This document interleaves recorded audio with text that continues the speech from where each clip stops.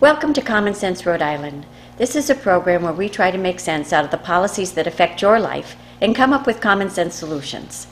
I'm Representative Patricia Morgan, and we have with us today as our guest Mike Stenhouse, who is the CEO of the Center for Freedom and Prosperity. Welcome. Good to be back. Good day. Yeah, I'm glad you're here. We've got a lot of things to talk about. Always. A lot of bad things happening in Rhode Island. Always. Yeah, always, unfortunately. But we're trying. We're trying to help the average family out there. Big news in the last couple of weeks. The truck tolls passed, and they're full speed ahead on getting them up and running and getting this construction started. And one of the things that have come out is the 610 connector. Any thoughts about that 610 connector? Going to cost quite a bit of money, billion bucks. Yeah, we have called it a bait and switch. We believe the government told us for months and months and months that it was all about fixing bridges and roads and the safety of bridges and roads and our cars and our families.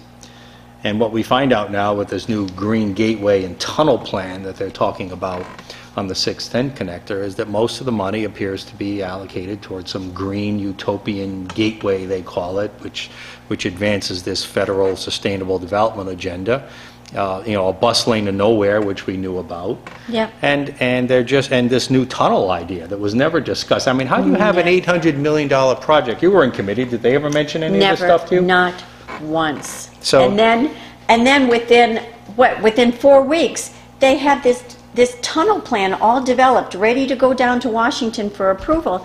It's lying by omission. Sure. To never have mentioned that now we're thinking of not just fixing the bridges in that 610 area, but taking them down, putting a highway underneath and a sound like 38 Studios where you approved 125 million only to find out that 75 million it was designated for one purpose. Same thing. You approved this $800 million plan, and we find out that most of it was designated for something they never talked about. Yeah, I tried to warn the other legislators down there that this was not about bridges, that we could repair the bridges with the money we had. Right? And that the only reason for the tolls was the 610 connector.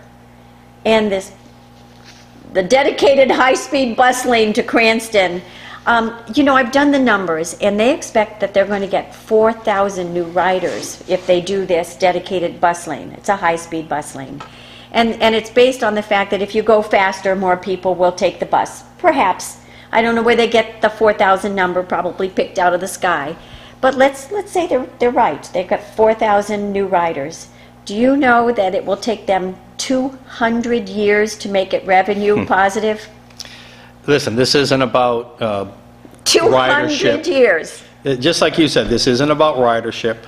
This is about advancing, in our view, this is about advancing a federal agenda. There's a federal movement out there. It's all part of it. All ties into the roadmap thing we talked about a year and a half ago. Very progressive agenda. Where if we create these mass transit hubs, that will magically translate into economic development somehow.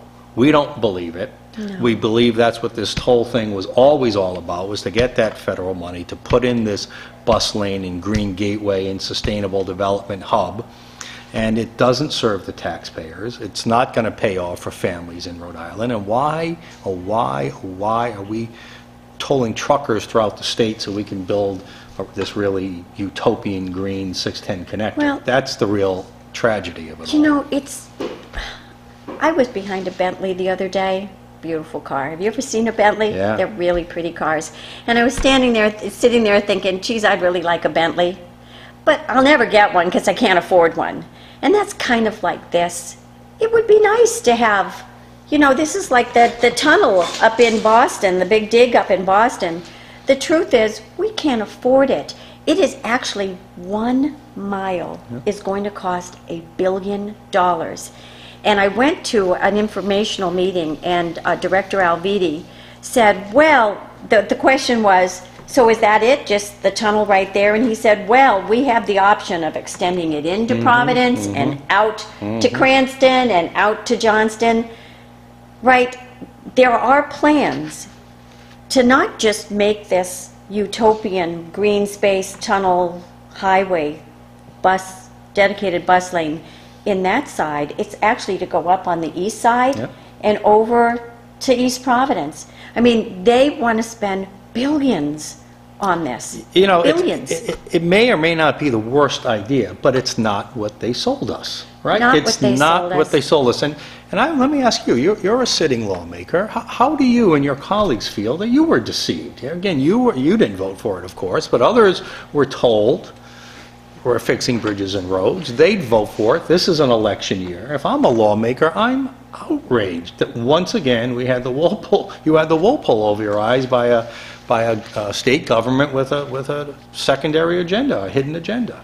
Well, I can't speak for my colleagues, but I don't think they looked deeply into the plan to begin with. My opinion, we tried to say, hey, wait, look at this. This is not about fixing bridges. This is about this